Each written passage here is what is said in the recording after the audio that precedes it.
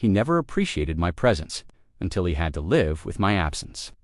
When he realized he lost the one person who carried his entire life on her shoulders, it was already too late. This isn't a breakup story. This is how I rebuilt myself, outgrew him, and left him drowning in the consequences he created. My name is Emily Carter, and for 5 long years, I convinced myself that loving someone meant tolerating everything. The disrespect, the dismissive tone, the way he forgot the simplest things that mattered to me, all while expecting me to give him the world. His name, Ryan Cooper, charming to everyone else, emotionally blind when it came to me, but the day he pushed me too far, something inside me switched. This isn't a story about revenge through chaos. It's the story of revenge through silence, success, and finally choosing myself. I met Ryan when I was 24. I was fresh out of college, working 2 jobs, stitching together a future I hoped would be meaningful. He walked into my life like he owned the room, confident, funny, and with that easy smile women usually fall for, and I fell hard. At first, he treated me like I was precious. He'd drive across town just to bring me coffee. He'd wait outside my job with flowers. He'd write cheesy notes on my fridge, but slowly, those notes turned into reminders. Don't forget laundry. You're late on groceries again. You need to be more supportive. It didn't happen overnight. It was small, gradual, quiet.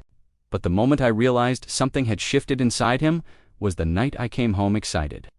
To tell him I'd been offered a promotion, before I could even finish the sentence, he waved me off like background noise. Yeah, but can you cook something? I had a long day. That was the first crack. Over the next months, the cracks grew. His tone got sharper, his patience thinner, his appreciation non-existent.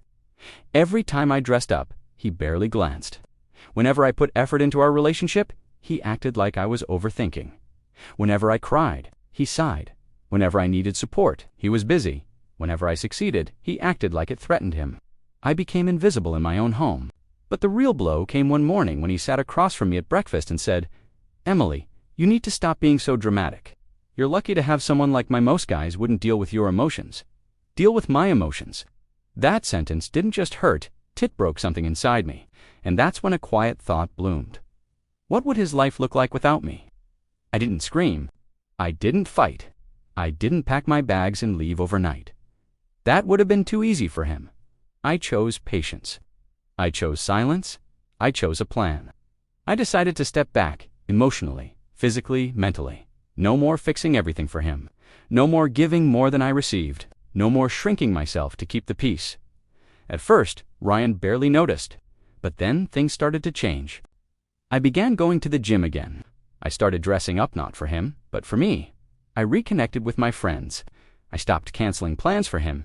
I focused on my career, my hobbies, my health. My glow-up wasn't loud, it wasn't dramatic, but it was undeniable.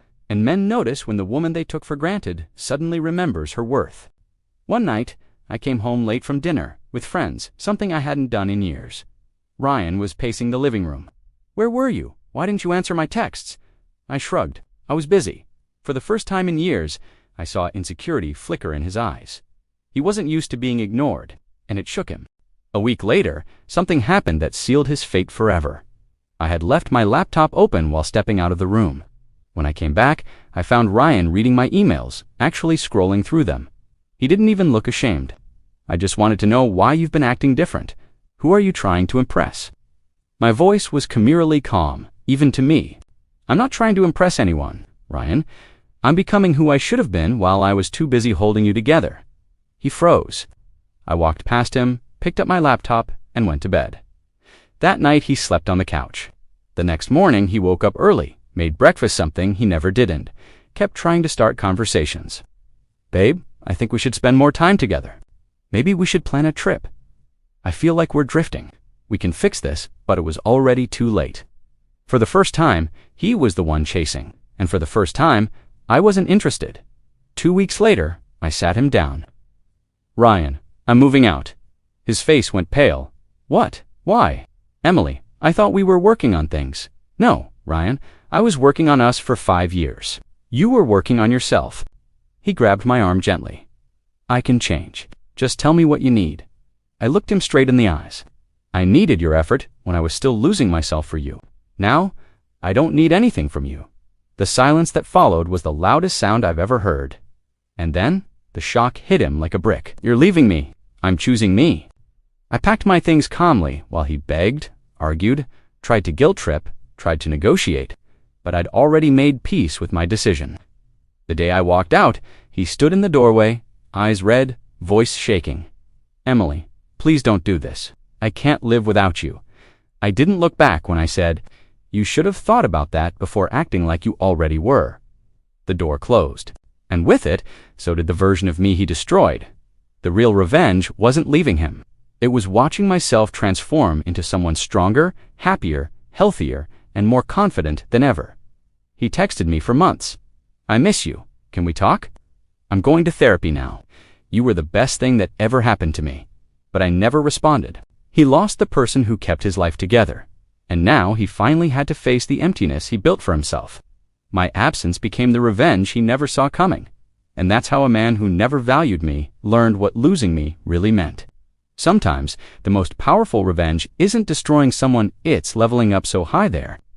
Forced to watch from the distance, they created. If you ever feel invisible, remember, you don't have to scream to be heard. You can walk away. You can grow. You can glow beyond everything that once dimmed you.